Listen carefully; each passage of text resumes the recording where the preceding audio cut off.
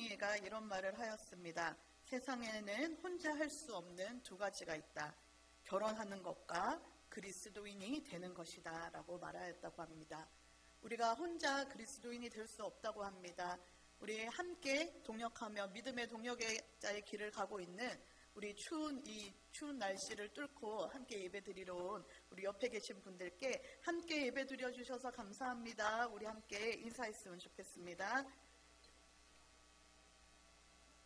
네, 함께 예배드려 주셔서 정말 감사합니다. 네, 제가 어렸을 때 명절이면은 꼭 하던 TV 프로그램이 몇 가지가 있었는데요.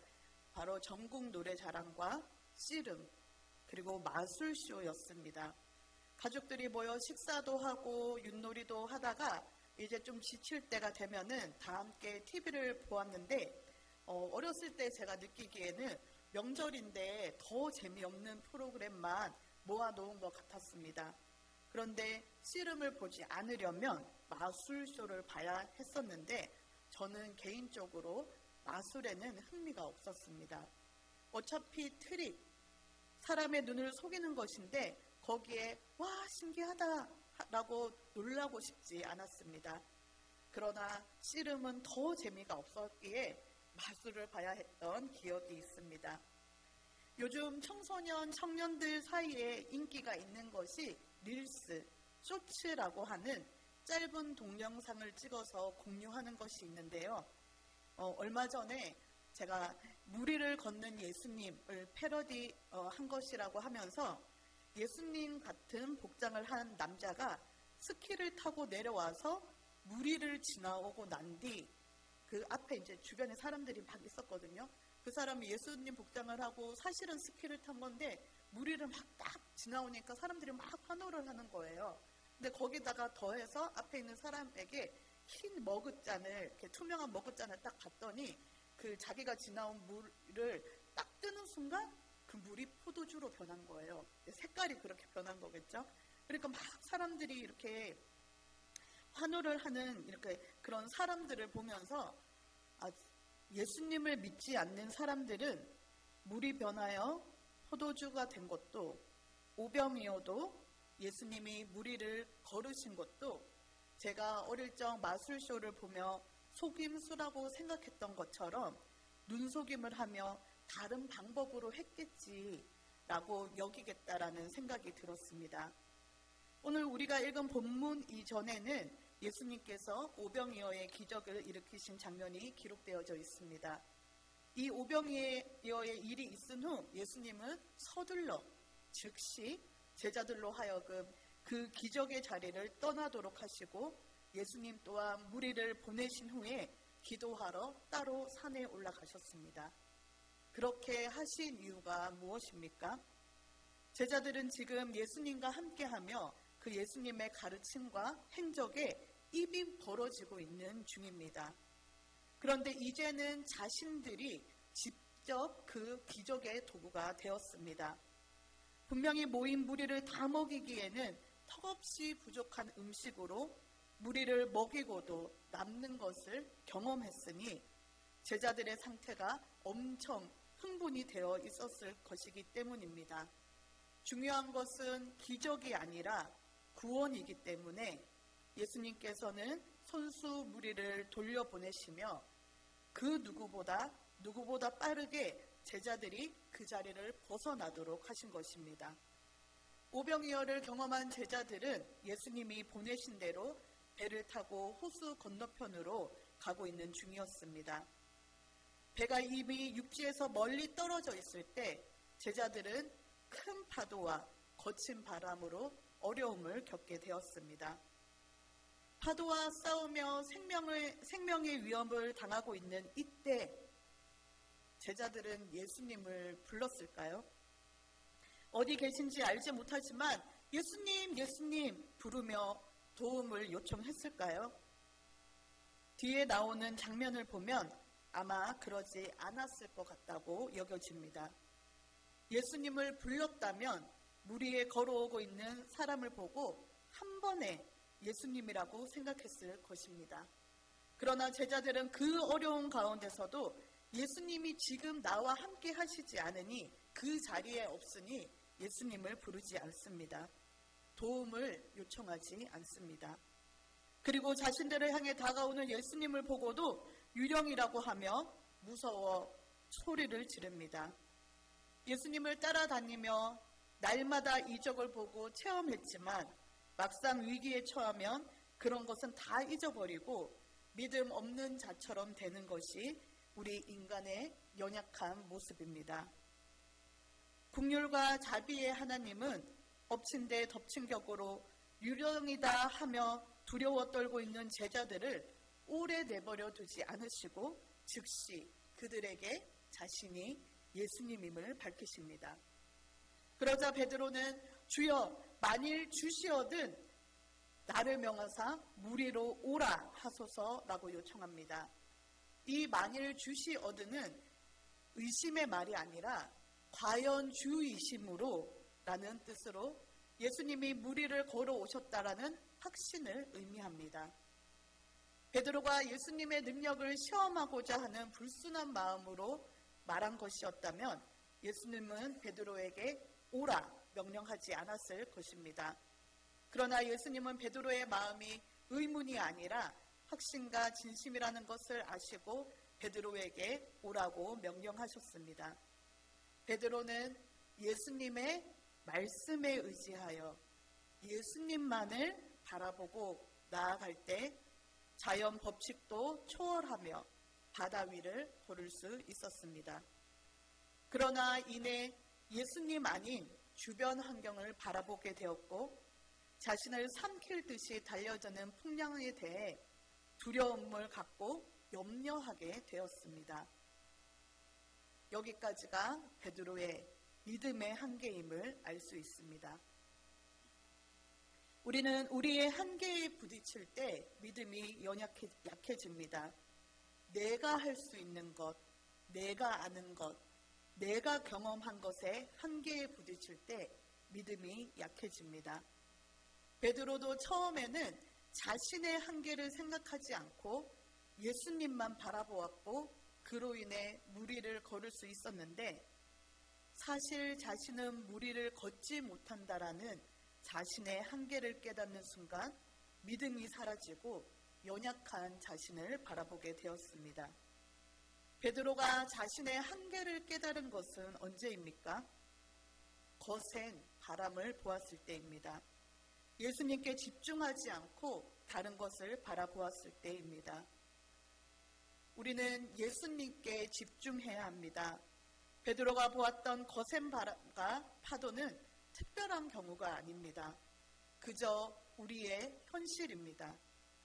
고통과 고난의 때에 처했을 때만이 거센 바람과 파도가 있는 환경이 아닙니다. 예수님께 시선을 고정하지 않고 눈을 돌리는 순간 우리가 맞이하는 우리의 일상은 거센 바람과 파도가 치는 무리를 걷는 것과 같은 삶입니다. 하나님은 우리에게 힘을 길러서 세상에 나가서 살라고 하지 않으십니다.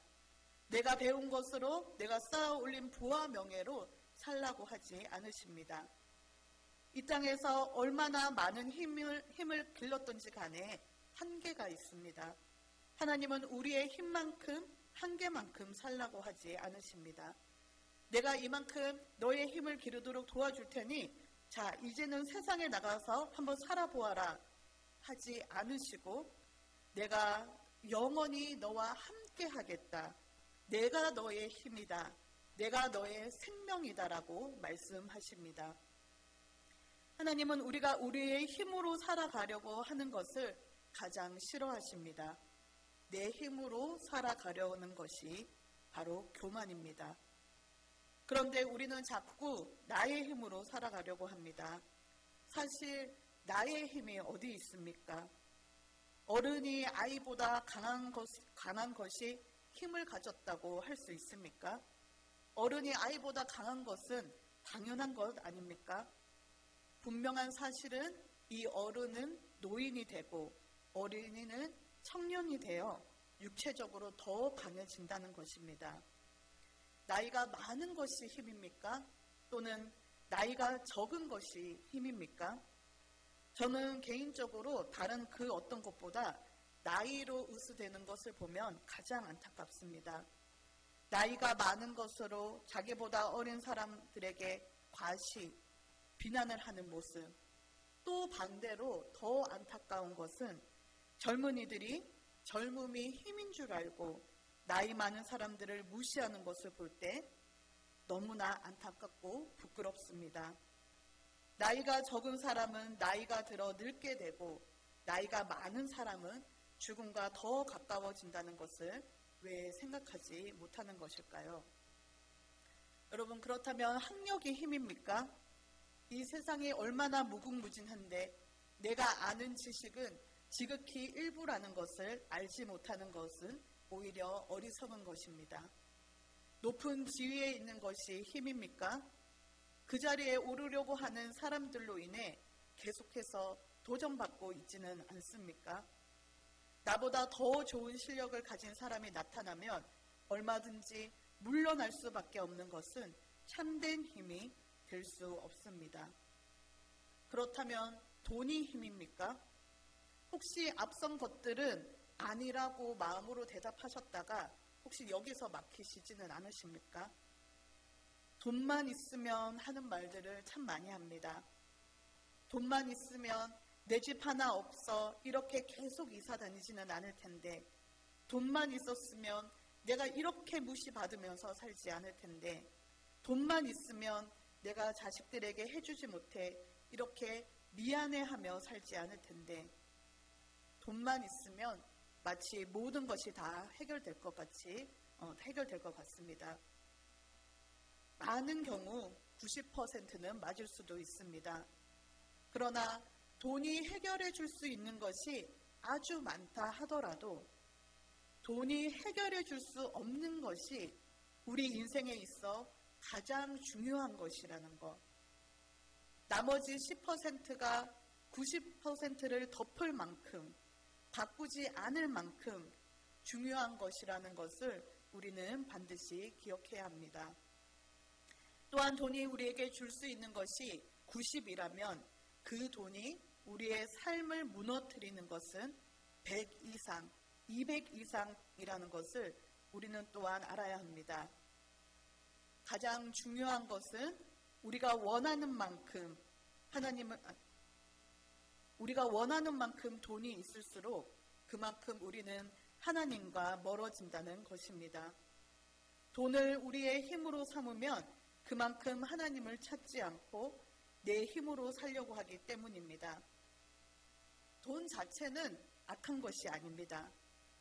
그러나 못이 잘 쓰여지면 의자나 책상을 만드는 데 유용하게 사용되지만 잘못 사용되면 지나가는 사람에게 상처를 입히는 데 사용되어지는 것처럼 하나님이 기뻐하시는 일에 사용되면 사람을 살리고 영혼을 구하지만 나의 만족과 나의 욕망을 위해서 사용하다 보면 내 영혼도 죽이고 다른 사람도 죽이는 도구일 수밖에 없습니다. 그렇지만 우리는 그래도 있었으면 좋겠다 생각하지 않으십니까?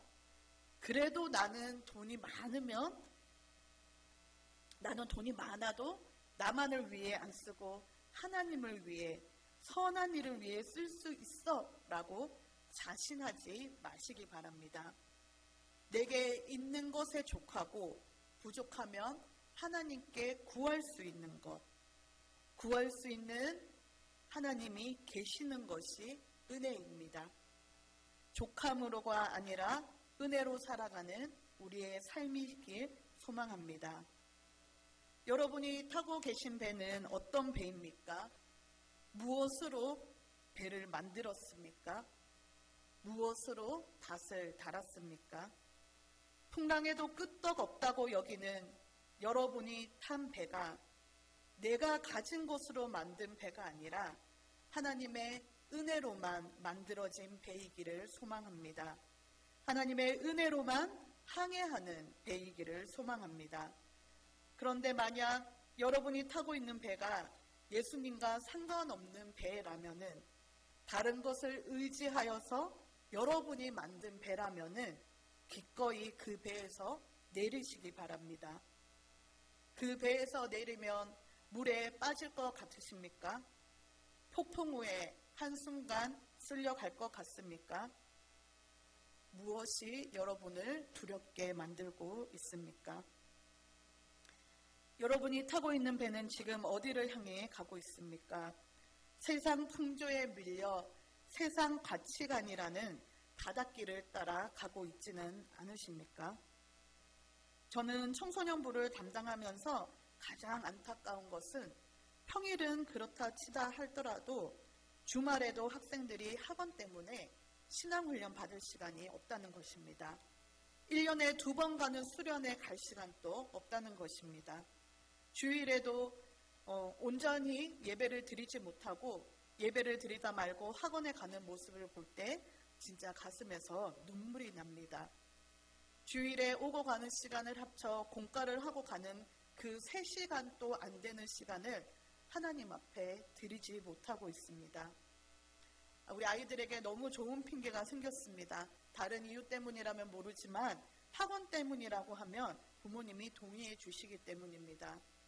죄송하지만 대부분의 자녀들은 진심으로 공부하고 싶어서가 아니라 예배 드리고 싶지 않아서, 제자훈련 받기 싫어서, 수련회에 가기 싫어서인 것을 진짜 모르십니까? 설령 그것이 진심이라 하더라도 그 무엇보다 예배와 신앙훈련이 우선되어야 함을 우리는 가르쳐 주어야 합니다. 이것은 단지 대학에 가면, 성인이 되면 신앙생활을 제대로 하지 못할까 봐 이렇게 해야 하는 것이 아닙니다. 원하는 대학, 좋은 대학에 가고 난 다음에도 신앙생활을 잘 할 수 있는 그 확률에 거는 우리의 삶이 되어서는 안 됩니다. 구원받은 자라면은 그것이 어린아이든 어른이든 예배하는 삶, 신앙훈련으로 하나님을 더 알아가기 힘쓰고 믿음의 사람으로 세워지는 삶을 살아야 하는 것입니다. 지난주일 방글라데시 임대희 선교사님이 청소년부 예배에 오셔서 성경 가외 받는 학생이 있냐고 질문하셨습니다. 있었을까요? 아무도 없었겠지요. 선행학습은 하고 학원은 가는데 성경은 왜 따로 배우지 않을까요? 제자훈련은 왜 받지 않을까요? 제가 청소년부를 담당하고 있어서 청소년들에 대해 이렇게 얘기하였지만 우리 어른들에게도 동일하게 적용하여 나의 삶을 돌아보고 점검해 봐야 합니다. 살아보니 이 정도 신앙생활을 하며 살아도 아무 문제가 없더라가 아닙니다. 우리는 문제가 없으려고 신앙생활을 하는 게 아니라 나를 하나님의 형상에 따라 신묘막측하게 지으시고 나를 사랑하셔서 나를 구원하시기 위해 이 땅에 오신 예수 그리스도를 사랑하는 것이 신앙생활입니다. 폭풍우가 쳐서 배에 물이 들어오고 언제 난파될지 모르는 상황임에도 불구하고 내가 붙들고 있는 것으로 인해 배에서 내려오지 못하고 있지는 않으십니까? 잘못된 방향으로 가고 있는 것을 알면서도 계속 배에 머물러 계시지는 않으십니까? 혹여 배에서 내려오면 거친 파도이기 때문에 차라리 배에 있는 것이 더 안전하다고 여기십니까? 걱정하지 마십시오. 그 거친 파도 위에 예수님이 계십니다. 예수님께서 나니 두려워하지 말라고 말씀해 주십니다. 물에 빠진 베드로는 실패한 믿음일까요? 연약한 믿음일까요? 순간 다른 곳을 보아서, 그래서 믿음이 약해져서 물에 빠지기는 했지만 베드로의 다음 행동을 우리는 주목해 보아야 합니다. 베드로는 다시 배로 돌아가려고 몸을 돌리지 않았습니다. 배에 있는 제자들에게 도움을 청하지 않았습니다. 자신은 빠졌더라도 물 위에 계신 분이 예수시라는 사실은 변함이 없었습니다. 베드로는 그분이 예수님이시라는 확실한 믿음이 있었습니다. 베드로는 주님을 힘껏 불렀습니다. 예수님을 향해 도움을 요청하며 손을 내밀었습니다. 우리는 고난과 역경에 앞서 자주 의심합니다. 주님, 저를 사랑하는 것이 맞습니까? 저와 함께 하신다고 하셨는데 정말 제 곁에 계신 것이 맞습니까? 더 나아가서 하나님 정말 계신 것이 맞습니까? 라고 하나님께 다그치기도 합니다. 여러분, 우리는 하나님 없이 우리가 존재할 수 없습니다. 베드로의 부르짖음을 들으신 예수님께서 어떻게 하셨습니까? 우리 31절 말씀 우리 다 함께 읽어보도록 하겠습니다. 예수께서 즉시 손을 내밀어 그를 붙잡으시며 이르시되 믿음이 작은 자여 왜 의심하였느냐 하시고. 아멘. 예수님께서 즉시 손을 내밀어 그를 붙잡으시며, 예수님은 베드로와 늘 함께 하셨는데 베드로가 예수님께 부르짖으며 도움을 청하자 함께 하실 뿐만 아니라 즉시 손을 내밀어 베드로를 붙잡아 주셨습니다. 여러분, 예수님의 도움의 손길이 느껴지지 않으십니까? 혹시 예수님의 손을 놓고 있은 지 너무 오래되어서 예수님이 잡아주시는 그 손길을 느끼지 못하는 것은 아닙니까? 우리가 이미 여러 번 들은 이야기가 있습니다. 해변에 이제 걷는 이 모습인데요. 해변에는 두 사람의 발자국이 있다가 나중에 한 사람의 발자국만 남아있는 그 그림과 함께 내가 힘들 때 예수님이 나와 함께 동행하시다가 왜 내가 힘들 때, 내가 고난이 있을 때 왜 나를 홀로 내버려 두셨습니까? 라고 하는 그 부르짖음에 내가 그때 너를 홀로 내버려 둔 것이 아니라 너를 업고 내가 그 길을 걸었다라는 이 이야기를 우리는 들어본 적이 있을 거라 생각되어집니다. 늘 우리와 동행하시며 함께 걷고 계신 우리 주님이십니다. 우리가 주님을 부를 때 즉시로 그 손을 잡아주시고 우리를 업어주시는 우리 하나님이십니다. 내가 주님의 손을 놓고 있지는 않은지 여러분의 손을 한번 보시기 바랍니다. 그리고 주님의 이름을 부르시고 그 손을 잡는 은혜가 있기를 소망합니다. 요즘 세대의 세계관은 MBTI의 세계관이라고도 합니다. 혹시 MBTI가 어떻게 되시나요? 옆에 사람들과 한번 공유 잠시 한번 해주시겠습니까?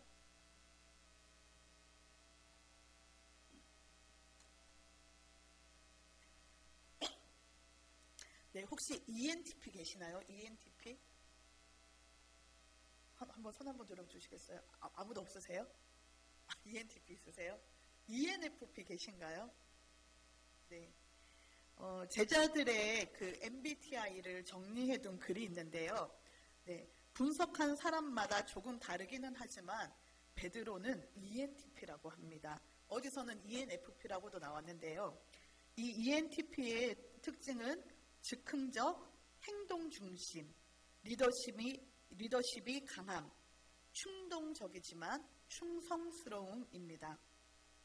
베드로가 나를 명하사 무리로 오라 하소서라고 한 것은 인간적으로 볼 때 어쩌면 목숨을 잃을지도 모르는 대담한 모험일 수도 있습니다. 베드로의 이 용감한 행동은 그의 타고난 용감성보다 그의 단순함에서 나온 것이라고 할 수 있습니다.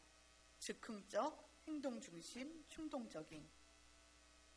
만일 깊이 생각했더라면 감히 나를 무리로 오라 하소서라는 이런 말을 하지 못했을 것입니다. 그러나 때때로 믿음은 단순함에서 나오는 경우가 많습니다. 이 단순함이란 하나님의 말씀을 있는 그대로 받아들이는 것이기 때문입니다. 무식이 용기다라는 말이 있습니다. 좋지 않은 표현인 것 같지만 이것을 믿음에 적용해 보면 어떨까요? 믿음에는 무식해질 수 있는 용기가 필요한 것 같습니다. 사실 우리의 믿음이 흔들리고 온전히 믿지 못하는 이유는 몰라서가 아니라 너무 많이 알아서인 것 같습니다. 제가 어렸을 때 계곡에 놀러 간 적이 있습니다. 제가 처음 밝히는 건데요. 제가 사실 어렸을 때부터 또래 친구들보다 조금 더 통통했었습니다. 네. 아마 5살 아니면 6살쯤이었는데요. 제가 계곡에 있는 높은 바위에 올라가서, 계곡에는 바위들이 많잖아요. 근데 높은 바위에 올라가서 밑에 있는 저희 엄마에게 나를 받으라 라고 했다고 합니다. 책상에서 침대로 뛰어내리는 것도 아니고, 저는 진짜 높은 바위에 올라가 있었고요. 저희 어머니는 그 납작한 바위에 이제 서 있었는데, 높은 바위 밑에 서 있었는데, 저희 어머니에게 제가 내가 뛰어내릴 테니 나를 받으라라고 했습니다. 제가 어렸을 때부터 좀 한고집해서 아마 그냥 내려오라고 계속 설득을 했지만 아마 울고불고 난리를 쳤던 것 같습니다. 그래서 저는 저희 어머니를 향해서 뛰어내렸고, 결국 저희 어머니는 저를 받으시면서 넘어지셨습니다. 사실 저는 그때의 기억이 또렷이 나지는 않습니다. 그런데 이렇게 저는 정말 생생하게 그 장면이 계속 남는 게, 또렷이 생각이 나지 않으면서도 그 장면이 제 안에 있는 것은, 지금 또 저희 어머니가 허리가 아프면 네가 어렸을 때 그 바위에서 뛰어내려서 내가 넘어지는 바람에 그때부터 허리가 아프다고, 거의 한 40년이 다 지나가는 이 시간까지도 계속 그 말씀을 하시기 때문입니다. 저는 그때 무슨 용기로 그랬을까요? 잘못하면 저까지 머리가 깨질 수도 있는 상황이었을 텐데요. 물론 제가 다치지 않게 하기 위해 저희 어머니는 최선을 다해 저를 받아냈습니다. 그때 저의 행동은 단순하고 무식했던 거지요.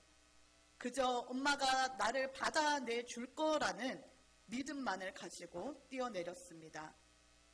그런데 지금의 저는 놀이기구를 믿지 못합니다. 100만 명 중에 한 명이 되고 싶지 않아서 그렇게 뛰어내리고 위로 올라갔다가 내려오고 하는 그런 거를 절대 타지 않습니다. 롯데월드 에버랜드 저는 안 갑니다. 이렇듯 사람은 아는 것이 많아질수록, 경험이 쌓일수록 오히려 믿음이 흔들리는 것 같습니다. 여러분, 무식해질 용기를 가지시기 바랍니다. 내가 여러 가지 장치를 다 준비해 놓고 하나님 이렇게 해주십시오.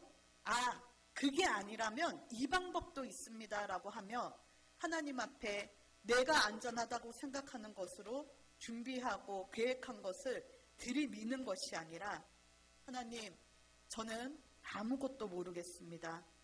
하나님께서 인도해 주시고 제가 그 길을 따라갈 수 있게 해주십시오 라고 기도하시기 바랍니다. 아무것도 하지 말라는 것이 아니라 내게 주어진 자리에서 최선을 다하되 그 결과는 하나님께 맡기는 것, 고집부리지 않는 것, 내가 준비하고 계획하지 않은 길이라 하더라도 놀라지 말고 기대함으로 주님을 신뢰하며 나아가는 우리의 삶이 되었으면 좋겠습니다. 우리는 이미 우리가 경험하고 나면은 이거는 예전에 경험해봤어 라고 하면서 그 다음에는 하나님을 의지하지 않는 우리들의 습성이 있는 것 같습니다. 무식한 믿음, 사람의 말이 통하지 않는 믿음, 설득되지 않는 불신이 아니라 설득되지 않는 믿음을 소유하시기 바랍니다. 내가 만든 배에서 내려오십시오. 세상으로 향하는 항해를 멈추시기를 바랍니다. 주님이 물 위에 서 계십니다. 주님만 바라보고 물 위로 발을 내디딜 때 깊은 바다가 반석이 될 것입니다. 사막에 꽃이 피고 마실 물이 생길 것입니다. 주님만 바라보고 주님의 손만 잡으시기를 간절히 소망합니다. 예수님께서 오늘도 우리에게 말씀하십니다. 나니 두려워하지 말라. 우리 찬양하고 하나님 앞에 기도하며 나아가도록 하겠습니다.